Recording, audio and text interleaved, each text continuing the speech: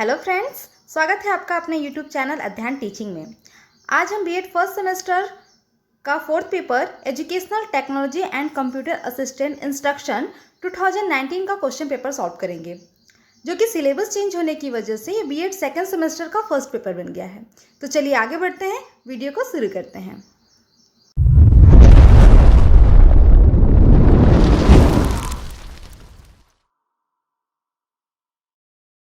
देखिए, ये 2019 में आपका क्वेश्चन पेपर कुछ इस प्रकार था। 100 मार्क्स के कुल क्वेश्चंस थे और जिसमें आपकी टाइमिंग थी 3 आवर्स की, और आपका शॉर्ट्स 40 मार्क्स के लिए और लॉन्ग 60 मार्क्स के लिए था। और जिसमें भी शॉर्ट्स में आपके 10 क्वेश्चंस गिवन थे, जिसमें आपको एनी 5 अटैम्प्ट करना था, और लॉन्ग में आपके लिए 4 यूनिट पे से 4 यूनिट के क्वेश्चन थे। 1 यूनिट से 2 क्वेश्चन था, जिसमें दोनों में से कोई एक करना था। ठीक है, तो हम अपने शॉर्ट्स आज की वीडियो में हम अपने शॉर्ट्स को डिस्कस करेंगे। तो शॉर्ट के कुछ क्वेश्चन ऐसे थे, जैसे कि पहला आपका था कठोर उपागम, बी संरचनावाद, सी WWW, डी शाब्दिक संप्रेषण, ई बहुमाध्यम, एफ बुनियादी शिक्षण प्रतिमान, जी अभिक्रमित अनुदेशन के सिद्धांत, एच गृह पृष्ठ, आई इकाई योजना की आवश्यकता, जे SITE। कुछ आपके शॉर्ट क्वेश्चन इस प्रकार थे। तो हम शॉर्ट क्वेश्चन को 1 बाय 1 करके देखेंगे, जो आपके एग्जाम में के लिए एग्जाम पॉइंट ऑफ व्यू से काफ़ी ज़्यादा हेल्पफुल होगा। देखिए, आपको शॉर्ट के क्वेश्चन आंसर लिखते समय आपको 2 बातों को ध्यान में रखना है। पहला कि आप अपने शब्द सीमा को ध्यान में रखें। जैसे 200 वर्ड दिया है तो आप 200 वर्ड में ही अपने आंसर को लिखने की कोशिश करें। ऐसा नहीं कि नहीं आंसर आ रहा है, इस क्वेश्चन का आंसर आ रहा है तो लिख दे 3 से 4 पेज। नहीं, आपको मार्क्स उतने ही मिलने हैं उसमें। तो इसलिए आपको क्या करना है, आपको ये देखना है कि नहीं मुझे 200 वर्ड का क्या मतलब है कि आप 2 पेज में अपने आंसर को लिखें। 1 पेज की शब्द सीमा 100 होती है, 100 वर्ड आप 1 पेज में लिख सकते हैं। 200 वर्ड का मतलब 2 पेज। ठीक है, तो कुछ आप लिखने का फॉर्मेट कुछ इस प्रकार रखें जैसे हम लोग लिखते हैं। और हाँ, आप आंसर लिखते टाइम अपने आंसर को, क्वेश्चन को 2 पार्ट्स में, हिंदी और इंग्लिश दोनों में लिखें। हेडिंग अपना जो डालें आप, जैसे कठोर उपागम है उसे हिंदी में भी डालें, इंग्लिश में भी डालें। इससे एग्जामिनर पर अच्छा इंप्रेशन पड़ता है। तो चलिए हम देखते हैं, क्वेश्चन को 1 बाय 1 डिस्कस करते हैं। क्वेश्चन नंबर 1, कठोर उपागम हार्डवेयर अप्रोच। सर्वप्रथम 1964 में A.L. लुम्सडेन ने कठोर शिल्प उपागम का वर्णन किया। A.L. लुम्सडेन कहते हैं कि शैक्षिक तकनीकी का प्रादुर्भाव भौतिक विज्ञान की शिक्षा तथा शिक्षण में प्रयोग के द्वारा हुआ है। उनके अनुसार शैक्षिक तकनीकी के मूल में भौतिक विज्ञान तथा अभियंत्रण तकनीकी है। इसलिए जब हम शिक्षण में अभियंत्रण की मशीनों का प्रयोग करते हैं तब उसे हम शैक्षिक तकनीकी प्रथम या कठोर शिल्प उपागम की संज्ञा देते हैं। जब तक शिक्षण के क्षेत्र में हार्डवेयर के साधन, अब हार्डवेयर के कौन कौन से साधन हैं, जैसे tape recorder, TV, gramophone, projector, computer, radio, चलचित्र, बंद परिपथ, टीवी तथा इलेक्ट्रॉनिक वीडियो टेप जैसे आदि उपकरण नहीं होंगे, तब तक शिक्षा अधूरी मानी जाएगी। अर्थात हम ये कह सकते हैं कि हार्डवेयर के साधन, जब तक जितने भी हार्डवेयर के साधन हैं, अगर हम अपने टीचिंग के प्रोसेस में या पढ़ाते समय हम जब तक इन हार्डवेयर के साधन को यूज़ नहीं करते हैं, तब तक हमारी शिक्षा क्या होगी, अधूरी होगी। हमारा एजुकेशन तब तक इनकम्प्लीट माना जाएगा। और जो हार्डवेयर के यूज़ से ही हम अपने शिक्षण के उद्देश्य को अधिकतम सीमा तक प्राप्त कर सकते हैं, तथा शिक्षण को और अधिक प्रभावशाली बनाने के लिए भी हम इन हार्डवेयर उपकरणों का प्रयोग करते हैं। तो देखिए, डेफिनेशन क्या है, इन वर्ड कह सकते हैं इन शॉर्ट में कि शिक्षण के उद्देश्य को अधिकतम सीमा तक प्राप्त करने के लिए तथा शिक्षण को और अधिक प्रभावशाली बनाने के लिए हम जिन यांत्रिक उपकरणों का प्रयोग करते हैं उन्हें ही हम कठोर शिल्प उपागम कहते हैं। अब देखिए, वो यांत्रिक उपकरण आपके कौन कौन से हैं जो हमने अपने ऊपर देखा है। टीवी, ग्रामोफोन, प्रोजेक्टर, कंप्यूटर इत्यादि, ये सारे हमारे क्या उपकरण हैं जो हम अपने टीचिंग के ड्यूरिंग अ टीचिंग हम यूज करते हैं। अब देखिए, ये जो सारे इक्विपमेंट हैं, हार्डवेयर के जितने साधन हैं, हम इनको डिवाइड करेंगे। 3 टाइप्स के होते हैं। हार्डवेयर के साधन 3 टाइप्स के हैं। पहला श्रव्य साधन, दूसरा दृश्य साधन, तीसरा श्रव्य दृश्य साधन। इन्हें हम 1 बाय 1 करके डिस्कस करेंगे। श्रव्य साधन में कौन कौन से आपके आ जाते हैं? श्रव्य साधन जिसे हमें सुना जा सकते हैं कान की सहायता से, जैसे gramophone, radio, tape recorder, telephone system, stereo system, ये आपकी श्रव्य साधन है जिसे ऑडियो डिवाइस कहा जाता है। दृश्य साधन वीडियो डिवाइस, जिसमें श्यामपट, लपेट श्यामपट, जादू की लालटेन, प्रदर्शन स्थल या मेज, संग्रहालय, संग्रहालय में आपकी कांच की अलमारी भी आ जाएगी जिसे हम यूज करते हैं, स्लाइड्स प्रोजेक्टर, कंप्यूटर सिस्टम इत्यादि। श्रव्य दृश्य साधन में जैसे मूवी, टेलीविजन, वीडियो फिल्म, यहाँ पे बंद परिपथ होगा, बंद परिपथ दूरदर्शन, जिसे सीसीटीवी कैमरा भी कहा जाता है। एक कैंपस में ये होता है, कैंपस के लिए यूज करते हैं, जिसमें आपका बस कैमरा होता है और मॉनिटर होता है, ठीक है। तो ये आपकी चीज़ें, ये आपका क्या है, इक्विपमेंट्स ऑफ हार्डवेयर है, ठीक है। क्वेश्चन नंबर 1 में आपका ये आंसर इतना सेटिस्फाइड, आप इतने इस क्वेश्चन में अगर आप इतना लिख के आ रहे हैं विद द हेल्प और डायग्राम भी आप बना रहे हैं तो आपको इजीली आपको 7 नंबर, 6 नंबर, 6.5 नंबर कहीं नहीं गया है। नेक्स्ट क्वेश्चन है आप सेकेंड क्वेश्चन, शाब्दिक संप्रेषण, वर्बल कम्युनिकेशन। देखिए वर्बल कम्युनिकेशन या इस क्वेश्चन को डिफाइन करने से पहले मैं आपको बता देना चाहती हूँ कि आपका जो कम्युनिकेशन होता है ना वो 2 टाइप्स के होता है, जिसमें ओरल कम्युनिकेशन और रिटन कम्युनिकेशन, जिसे मौखिक कम्युनिकेशन, मौखिक संप्रेषण और लिखित संप्रेषण कहा जाता है। और मौखिक संप्रेषण भी 2 प्रकार से होता है। मौखिक संप्रेषण मतलब जिसे हम बोल के व्यक्त करते हैं। मौखिक संप्रेषण भी 2 प्रकार का होता है, एक होता है शाब्दिक संप्रेषण, एक होता है अशाब्दिक संप्रेषण। शाब्दिक संप्रेषण जिसमें हम लैंग्वेज का यूज करते हैं, भाषा का प्रयोग करते हैं, जिसे वर्बल कम्युनिकेशन कहा जाता है। एक होता है अशाब्दिक संप्रेषण जिसमें हम अपने बॉडी लैंग्वेज का यूज करते हैं, जिसे साइलेंट लैंग्वेज भी कहा जाता है, जिसमें आप व्यक्ति के हाव भाव, तौर तरीके, आंख, नैन, मटक्के, सो सारी चीजें आ जाती हैं, वो आपके आ जाएंगे नॉन वर्बल कम्युनिकेशन में, ठीक है। तो हम डिस्कस करेंगे क्या, वर्बल कम्युनिकेशन। अब ये वर्बल कम्युनिकेशन क्या होता है और अपने टीचिंग के प्रोसेस में हम वर्बल कम्युनिकेशन को किस तरह यूज करते हैं, चलिए। तो शाब्दिक संप्रेषण की बात होती है कि शाब्दिक संप्रेषण में भाषा को मौखिक रूप में प्रस्तुत किया जाता है तथा इसके लिए मुख्य माध्यम है। कक्षा में शिक्षक शाब्दिक संप्रेषण का उपयोग करता है। शिक्षक तथा छात्रों के मध्य शाब्दिक अंत प्रक्रिया होती है जिससे अधिगम अनुभव की परिस्थिति का सृजन होता है। इस प्रकार छात्रों के व्यवहार में अपेक्षित परिवर्तन लाया जाता है। अर्थात हम कह सकते हैं कि वर्बल कम्युनिकेशन के थ्रू, जैसे टीचर अपने टॉपिक को, कोई भी टॉपिक को ले रहे हैं, एक्सप्लेन कर रहे हैं, वो किससे एक्सप्लेन करेंगे, with the help of the language. आप वो हिंदी, इंग्लिश, कोई भी एक लैंग्वेज, जो भी वहाँ की लोकल लैंग्वेज होगी वो लैंग्वेज लेंगे और उस लैंग्वेज में एक्सप्लेन करेंगे उस टॉपिक को, और बच्चे भी उस बात को समझेंगे, सुनेंगे और वो क्वेश्चन पुटअप करेंगे। इस तरह जो टीचर और स्टूडेंट के बीच जो इंटरेक्शन हो रहा है, जो अंत प्रक्रिया हो रही है, इससे क्या हो रहा है कि एक अधिगम के अनुभव की एक परिस्थिति का सृजन हो रहा है। हम ये कह सकते हैं कि वर्बल कम्युनिकेशन के थ्रू टीचर और स्टूडेंट में क्या इंटरेक्शन हो रहा है, जिससे बच्चे सीख रहे हैं और टीचर सिखा पा रहे हैं, सीखने सिखाने की क्रिया चल रही है with the help of verbal communication. Okay, तो ये वर्बल कम्युनिकेशन है। देखिए कक्षा के शाब्दिक अंत प्रक्रिया विश्लेषण के लिए अनेकों प्रविधियों का विकास किया जा चुका है। बहुत सारे मेथड्स आ गए हैं जो वर्बल कम्युनिकेशन को और अच्छा बना सके, उनको विश्लेषण मीन्स उसको डिवाइड कर करके उसको डीप डेप्थ में बता सके, और उनके शोध कार्यों के लिए प्रविधियों का प्रयोग किया जा रहा है। इनके प्रयोग से महत्वपूर्ण निष्कर्ष को निकाला गया है। शाब्दिक अंत प्रक्रिया हेतु प्रमाणिक स्तर यानी नॉर्म्स का विकास किया जा चुका है। मीन्स वर्बल कम्युनिकेशन के लिए बहुत सारे मानदंड बनाए जा चुके हैं कि हाँ ये वर्बल कम्युनिकेशन इस लेवल पे ये वर्बल कम्युनिकेशन करना है, बहुत सारी कैटेगरिया उसका, ठीक है। फिर उन्होंने फ्लैडर्स ने क्या किया है कि फ्लैडर्स ने कक्षा शिक्षण के लिए अंत प्रक्रिया शिक्षण प्रतिमान भी विकसित किए हैं जो शिक्षण स्वरूप को प्रस्तुत करते हैं, ठीक है। याद रखिएगा, ये थोड़ा सा इंपॉर्टेंट है, आपके आंसर में ये कहा जा सकता है कि जान डाल देगा, ठीक है। फ्लैडर्स ने कक्षा शिक्षण के लिए अंत प्रक्रिया शिक्षण प्रतिमान भी विकसित किए हैं जो शिक्षण स्वरूप को प्रस्तुत करते हैं। ये थोड़ा सा एक इमेज है छोटा सा, जिससे आप याद रखिए कि वर्बल कम्युनिकेशन टीचर और स्टूडेंट के बीच कैसे होता है। देखिए कभी कभी हम क्या करते हैं कि नहीं, ये हमारे माइंड में रहता है कि नहीं चलो हमको टॉपिक पता रहेगा, हम कुछ भी लिख देंगे। अब आप वर्बल कम्युनिकेशन से आप कुछ भी लिख के आएंगे, मीन्स आपको पता है कि वर्बल कम्युनिकेशन क्या होता है, आप वो लिख के आएंगे। लेकिन आपको क्या करना है कि आपको बीएड की कॉपी है, आपको बीएड मीन्स आपको टीचर और स्टूडेंट के बीच में या आपके टीचिंग के प्रोसेस के बीच में आप वर्बल कम्युनिकेशन को किस तरह यूज कर रहे हैं, आपको ये अपने आंसर में डिफाइन करना है। आई होप आप मेरी बात को समझ पा रहे होंगे।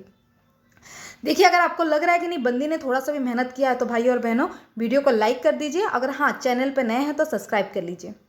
चलिए तो हम देखते हैं अपना नेक्स्ट क्वेश्चन। आपका क्वेश्चन नंबर 3 है। क्वेश्चन नंबर 3 है बुनियादी शिक्षण प्रतिमान, बेसिक टीचिंग मॉडल। जैसे कि नाम से स्पष्ट हो रहा है कि बुनियादी शिक्षण प्रतिमान पूरी शिक्षण प्रक्रिया के बारे में बुनियादी ढंग से विचार करता है और इस प्रतिमान की रचना रॉबर्ट ग्लेसर ने 1962 ईस्वी में की है। यह प्रतिमान जो है मनोवैज्ञानिक सिद्धांतों की पृष्ठभूमि पर आधारित है, इसलिए इसे मनोवैज्ञानिक प्रतिमान के नाम से भी पुकारा जाता है, क्योंकि इसके अंतर्गत शिक्षण प्रक्रिया में अंतर्निहित ज्ञानात्मक, तर्क एवं विश्लेषणात्मक पक्ष को भली प्रकार समझा जाता है। यानी बुनियादी शिक्षण प्रतिमान में शिक्षण प्रक्रिया में अंतर्निहित जो ज्ञानात्मक, तर्क एवं विश्लेषणात्मक पक्ष होते हैं उन्हें भली भांति समझा जाता है और परिणाम स्वरूप शिक्षण के कार्य की व्याख्या की जाती है। देखिए, जायसी और व्हीले ने इस प्रतिमान को कक्षा सभा प्रतिमान की संज्ञा दी है। देखिए, आपको कितना भी हम आपको एक्सप्लेन कर दें, आप कीवर्ड्स आप याद रखिएगा, क्योंकि हम कितना भी सुन ले, कितना भी पढ़ ले, लिख के वही आते हैं जो हमारे दिमाग में खिचड़ी पकी हुई होती है। तो आप कीवर्ड के फॉर्मेट में याद रखिए। जैसे कि आपको बुनियादी शिक्षण प्रतिमान का अगर आंसर लिखना है तो आपको याद रखना पड़ेगा सबसे पहले कि इसके प्रतिपादक कौन है। तो 1962 में रॉबर्ट ग्लेसर, जिन्होंने इसको प्रतिपादित किया है, उन्होंने रचना की है इस प्रतिमान की। और यह प्रतिमान जो है मनोवैज्ञानिक सिद्धांतों की पृष्ठभूमि पर आधारित है, इसलिए इस प्रतिमान को क्या कहा जाता है, मनोवैज्ञानिक प्रतिमान की संज्ञा भी दी जाती है। ठीक है, मनोवैज्ञानिक प्रतिमान भी कहा जाता है। इसके साथ साथ ये जो जायसी और व्हील ने इस प्रतिमान को कक्षा सभा प्रतिमान की भी संज्ञा दी है, ये भी याद रखिएगा। और ये जो प्रतिमान है वो शिक्षण प्रक्रिया में अंतर्निहित ज्ञानात्मक, तर्क एवं विश्लेषणात्मक पक्ष को भली प्रकार समझा जाता है इस प्रक्रिया में, और परिणाम स्वरूप शिक्षण कार्य की व्याख्या की जाती है। ठीक है, तो आप इस पॉइंट को याद रखिएगा। तो देखिए, रॉबर्ट ग्लेसर जो थे उन्होंने क्या किया है कि इस पॉइंट को शिक्षण प्रक्रिया को रॉबर्ट ग्लेसर के इस प्रतिमान में शिक्षण प्रक्रिया को उन्होंने 4 घटकों में विभाजित किया है। शिक्षण प्रक्रिया के 4 घटक हैं, जिसमें पहला है आपका अनुदेशनात्मक उद्देश्य, सेकंड है प्रारंभिक व्यवहार, थर्ड अनुदेशनात्मक प्रक्रिया, फोर्थ निष्पादन मूल्यांकन, जिसे हम वन बाय वन करके डिस्कस करेंगे। तो हम पहले बात करते हैं अनुदेशनात्मक उद्देश्य की, जिसे इंस्ट्रक्शनल ऑब्जेक्टिव कहा जाता है। तो अनुदेशनात्मक उद्देश्य से यह तात्पर्य है कि उन व्यवहारों से तात्पर्य है कि हम इसमें क्या करेंगे, जिन्हें शिक्षण की प्रक्रिया के सफलतापूर्वक संपन्न होने के बाद हम ये देखेंगे कि छात्र ने क्या ज्ञान अर्जित किया, मीन्स हमारे पाठ का उद्देश्य क्या है। अनुदेशनात्मक उद्देश्य इस बात पे डिपेंड है। सेकंड है आपका प्रारंभिक व्यवहार। तो इंटरिंग बिहेवियर, इसका संबंध छात्र के पूर्व ज्ञान या विकास के स्तर से है। अर्थात हम ये कह सकते हैं कि छात्र का वह स्तर जहां से नवीन ज्ञान या अधिगम को जोड़ना शुरू किया जाएगा। थर्ड है आपका अनुदेशनात्मक प्रक्रिया। अनुदेशनात्मक प्रक्रिया मतलब इस घटक के अंदर में क्या होता है कि शिक्षण की प्रक्रिया का वर्णन किया जाता है। शिक्षण के उद्देश्य और छात्र के पूर्व ज्ञान को दृष्टि में रखते हुए शिक्षण की विधियों, प्रविधियों या जो भी स्ट्रैटेजी टीचर यूज कर रहे हैं उनकी रचना की जाती है।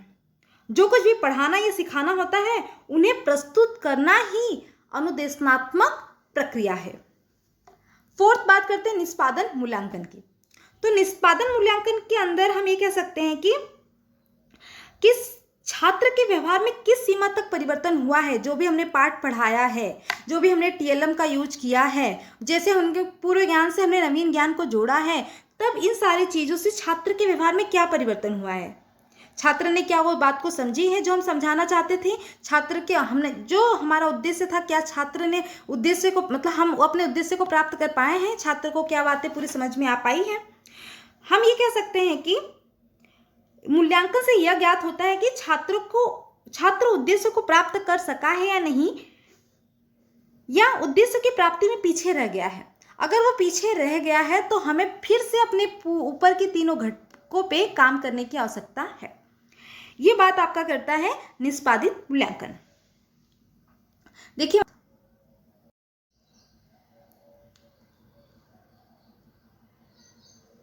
जो क्वेश्चन नंबर 4 है आपका अभिक्रमित अनुदेशन की सिद्धांत, principle of program instructional instruction. देखिए इसका आंसर क्या है कि फर्स्ट, अभिक्रमित अनुदेशन के मूल में व्यवहारवादी मनोविज्ञान है। मनोविज्ञान की यह शाखा मनुष्य को एक मशीन मानती है तथा मानव के समस्त व्यवहार को उद्दीपन और अनुक्रिया का संबंध मात्र। मीन्स मनोविज्ञान की ये जो शाखा है, व्यवहारवादी मनोविज्ञान जो है, वो मनुष्य को क्या है, एक मशीन मानती है और जो मनुष्य की जितने भी व्यवहार हैं उसे उद्दीपन और अनुक्रिया का संबंध बताती है। इसके साथ साथ हमें कह सकते हैं कि उद्दीपन अनुक्रिया की प्रवृत्ति की खोज करना, उसे नियंत्रित कर प्राणी के व्यवहार को नियंत्रित करना इसका मुख्य उद्देश्य है। मीन्स अभिक्रमित अनुदेशन का मुख्य उद्देश्य क्या है कि उद्दीपन अनुक्रिया की प्रवृत्ति को खोज करना और उसे नियंत्रित कर प्राणी के व्यवहार को नियंत्रित करना इसका मुख्य उद्देश्य है। स्किनर ने अपने प्रयोग के आधार पर अभिक्रमित अनुदेशन के सिद्धांत। अभिक्रमित अनुदेशन के 5 सिद्धांत हैं। पहला, लघुपथ सिद्धांत। दूसरा, तात्कालिक प्रतिपृष्टि सिद्धांत। तीसरा, सक्रिय अनुक्रिया सिद्धांत। चौथा, स्वगति सिद्धांत। और पांचवा, छात्र परीक्षण सिद्धांत। पहले सिद्धांत की हम बात करते हैं तो लघुपथ का सिद्धांत। इस सिद्धांत के अनुसार विषय वस्तु को छोटे छोटे पदों में बांट दिया जाता है और विषय वस्तु के एक ही टुकड़े को अधिगमकर्ता के सम्मुख एक समय में प्रस्तुत किया जाता है। विषय वस्तु के इस छोटे अंश को अभिक्रम का पद या फ्रेम कहा जाता है। फॉर एग्जाम्पल हम ये कह सकते हैं, जैसे हमें बच्चों को बोर्ड मास पढ़ाना है तो बोर्ड मास में पहले हमने बच्चों को एडिशन पढ़ाया, सब्ट्रैक्शन पढ़ाया, मल्टीप्लिकेशन पढ़ाया, फिर डिवीज़न पढ़ाया, फिर हमने बाद में बच्चों को बोर्ड मास के रूल बताया। इससे क्या है कि बच्चों के सामने हमने एक टाइम पहले हमने बोर्ड मास को छोटे छोटे पार्ट में डिवाइड किया, फिर उसके बाद फिर उसके एक टाइम पे एक ही हमने पार्ट को रखा। ठीक है। सेकंड क्या है, तात्कालिक प्रतिपृष्टि का सिद्धांत। छात्र द्वारा दिया गया उत्तर सही है या गलत, इसकी तात्कालिक जानकारी देना इसका दूसरा सिद्धांत है। एक पद को पढ़ लेने के बाद उस पर पूछे गए प्रश्न का उत्तर छात्र देता है। उत्तर लिखने के पश्चात छात्र अपने उत्तर को सही उत्तर से मिलाता है। यदि उत्तर सही निकलता है तब वो अगले पद को पढ़ता है। यदि उत्तर गलत होता है तो वो पाठ को पुनः पढ़ता है और सही उत्तर तक पहुंचने की चेष्टा करता है।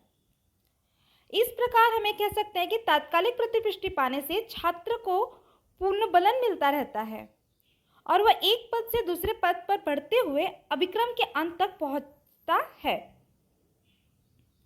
थर्ड है आपका सक्रिय अनुक्रिया सिद्धांत। सक्रिय अनुक्रिया सिद्धांत सीखने के लिए अधिगम की प्रक्रिया में सक्रिय भाग लेना अति आवश्यक है।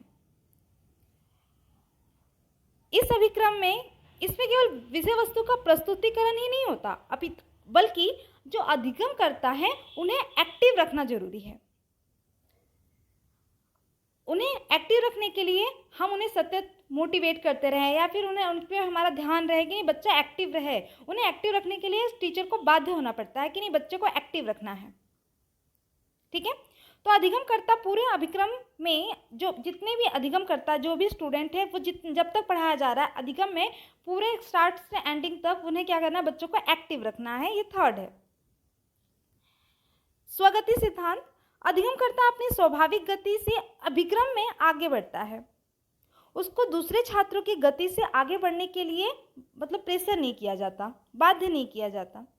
इस प्रकार अभिक्रमित अनुदेशन में व्यक्तिगत विभिन्नता को ध्यान में रखा जाता है।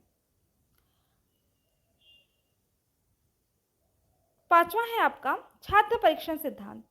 इस सिद्धांत के अनुसार नियमित रूप से छात्र की प्रगति का मूल्यांकन किया जाता है। यह सरलता से जाना जा सकता है कि छात्र की कमजोरियां या गलतियां क्या है और कहाँ है। छात्र अपने अधिगम का मूल्यांकन स्वयं भी कर सकते हैं। इस प्रकार ये हमारे पांचों सिद्धांत थे जिसे हमने 1 बाय 1 करके डिस्कस किया। आपको समझ में आया होगा। ठीक है।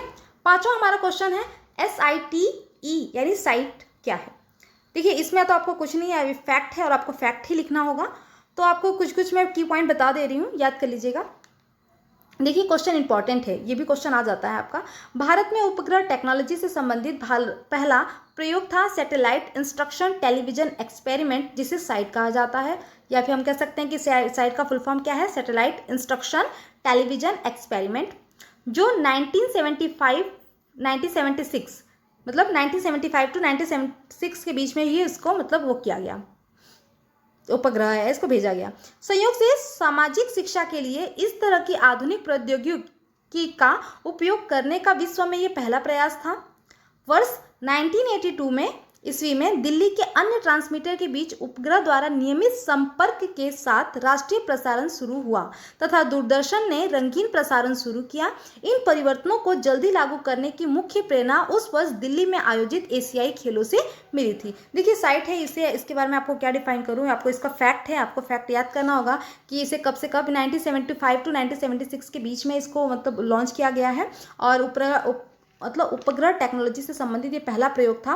ठीक है साइट, ठीक है। और इसे कब किया गया था ये याद रखिएगा, आयोजित एशियाई खेलों से संबंधित है। मतलब उस वर्ष मतलब मुख्य प्रेरणा उसको कहाँ से मिली थी, जो दिल्ली में आयोजित एशियाई खेल से इसको प्रेरणा मिली थी कि नहीं इसे जल्दी से जल्दी प्रसारण इसका कर देना चाहिए। ठीक है, चलिए तो आई होप आपको ये सारे पॉइंट्स आपको समझ में आए होंगे। आपको कुछ बातों को याद रखना है, जैसे कि मैंने आपसे कहा कि क्वेश्चन को लिखते समय 200 वर्ड है, मतलब 2 पेज का यूज कीजिए आप शॉर्ट क्वेश्चन के आंसर को लिखते वक्त, और आप इसमें डायग्राम का यूज कीजिए। डायग्राम ज़्यादा से ज़्यादा जितना भी हो सके आप डायग्राम को याद रखिए, जैसे कि मैंने आपको बताया। और कुछ क्वेश्चन आपका एकदम फेमस क्वेश्चन है, जैसे कि कठोरोपागम और आपका शाब्दिक संप्रेषण, वर्बल कम्युनिकेशन आ जाएगा या तो नॉन वर्बल कम्युनिकेशन, और ये आपका बुनियादी शिक्षण प्रतिमान तो मोस्ट इंपॉर्टेंट है, ये आपको बहुत ज़्यादा याद रखना है। और बुनियादी शिक्षण प्रतिमान में हमने देखा कि इसको क्या 1962 में रॉबर्ट ग्लेसर ने दिया है, और यह प्रतिमान जो है मनोवैज्ञानिक सिद्धांत की पृष्ठभूमि पर आधारित है, इसलिए इसे मनोवैज्ञानिक प्रतिमान कहा जाता है। और इसे जायसी और व्हील ने कक्षा सभा प्रतिमान की भी संज्ञा दी है। और इसको याद रखिए कि कौन कौन से 4 घटक है इसमें, तो 4 घटक आप इस तरह डायग्राम बना के आप डिफाइन कर दीजिएगा। पहला अनुदेशनात्मक उद्देश्य, जिसमें हमें पता होना चाहिए कि हमारे टॉपिक पढ़ाने का क्या उद्देश्य है। सेकंड, प्रारंभिक व्यवहार, बच्चों के पूर्व ज्ञान क्या है और पूर्व ज्ञान से हम अपने नवीन ज्ञान को कैसे जोड़ेंगे। थर्ड, अनुदेशनात्मक प्रक्रिया कि हम कौन कौन से टीएलएम का यूज कर रहे हैं, कौन कौन से मेथड का यूज कर रहे हैं, ये सारी चीजें कि अपने टीचिंग प्रोसेस में क्या क्या चीजें यूज कर रहे हैं, ये अपने पार्ट को बताते समय। फोर्थ आता है निष्पादित मूल्यांकन, कि बच्चों को जो आपने समझाया है समझ में आया कि नहीं आया। अगर नहीं आया तो हमें ऊपर की जो तीनों चीजें हमने की है, अनुदेशनात्मक उद्देश्य, प्रारंभिक व्यवहार और अनुदेशनात्मक प्रक्रिया में हमें क्या है कि इसमें शोध करने की जरूरत होगी। ठीक है, ये शिक्षण प्रक्रिया के 4 घटक है और किसने दिया है, रॉबर्ट ग्लेसर ने दिया है। ठीक है, याद रखिएगा आप। इसके बाद हमारा अभिक्रमित अनुदेशन, ये मोस्ट इंपॉर्टेंट कहा जा सकता है कि फेवरेट, हर आप किसी भी ईयर का क्वेश्चन उठा के देख लीजिए, हर ईयर में क्वेश्चन पूछा गया है। तो अभिक्रमित अनुदेशन को किसने दिया, स्किनर ने दिया है, आप इसको याद रखिएगा। ठीक है, और ये पॉइंट भी आपके लिए इंपॉर्टेंट है, अगर आप याद रख सकते हैं तो, कि मनोविज्ञान की यह शाखा जो व्यवहारवादी मनोविज्ञान थे, उनकी ये शाखा ने ये मान लिया था कि मनुष्य एक मशीन है और तथा मानव का समस्त व्यवहार का उद्दीपक और अनुक्रिया का संबंध मात्र, मतलब कि जो मानव का व्यवहार है उसका जो उद्दीपक और अनुक्रिया का संबंध है बस उनका। ठीक है, और उसने कौन कौन से 4 वो दिए हैं बताए हैं कि अभिक्रमित अनुदेशन कौन से 5 हैं, अलुगपत सिद्धांत, सक्रिय अनुक्रिया सिद्धांत, तात्कालिक प्रतिपृष्टि सिद्धांत और स्वगति सिद्धांत और छात्र परीक्षण के सिद्धांत। देखिए अभी मैंने आपको बता दिया है, फिर से मैं एक शॉर्ट क्विक आपका रिवीजन करवा दे रही हूँ इसका क्वेश्चन का, कि लघुपत सिद्धांत क्या है कि आपके कंटेंट को छोटे छोटे पार्ट में डिवाइड कर लेना। सेकंड, तात्कालिक प्रतिपृष्टि की बच्चों से पूछ लेना जो आपने पढ़ाया उनको समझ में आया कि नहीं आया। थर्ड, सक्रिय अनुक्रिया क्या है कि बच्चों को ड्यूरिंग अ टीचिंग पढ़ाते समय क्लास में बच्चों को एक्टिव रखना है। फोर्थ, स्वगति सिद्धांत में जो भी बच्चा अपने गति से सीख रहा है, जो भी उसकी लेवल है, जो भी उसकी क्षमता है, अपने उसकी क्षमता से सीखने में उसमें मतलब उसे क्षमता से अधिक सीखने में मजबूर नहीं करना है आपको। फिर छात्र परीक्षण लेना, बच्चों को ये देखना, उसका टेस्ट लेते रहना, एनालिसिस करना, मूल्यांकन करना कि बच्चे की क्या कमजोरी है, कहाँ गलतियां कर रहा है, उसका कमजोर पक्ष क्या है। ठीक है, ये इसमें आ जाएगा। फिर उसके बाद हमारा SITE है, देखिए फैक्ट है, आपको याद रखना है कि ये 1975 टू 76 के बीच में इसको लॉन्च किया गया था और ये पहला है टेक्नोलॉजी का उपग्रह है। ठीक है, टेक्नोलॉजी से संबंधित पहला प्रयोग था और इसे कब प्रेरणा मिली थी, दिल्ली में आयोजित एशियाई खेलों से इसे प्रेरणा मिली थी। आई होप ये वीडियो आपको काफ़ी हेल्पफुल होगी। देखिए प्रीवियस ईयर क्वेश्चन का ये मतलब होता है कि हमें आइडिया लग जाता है कि हाँ किस पैटर्न में क्वेश्चन पूछा जा रहा है, क्या क्वेश्चन का लेवल हो सकता है, ये सारी चीज़ें। और उसके बाद अगर उसका सोल्यूशन मिल जाए तो सोने पे सुहागा है। आई होप ये वीडियो आपके लिए काफ़ी हेल्पफुल होगी। वीडियो अच्छी लगी हो तो लाइक करें, चैनल पर नए हो तो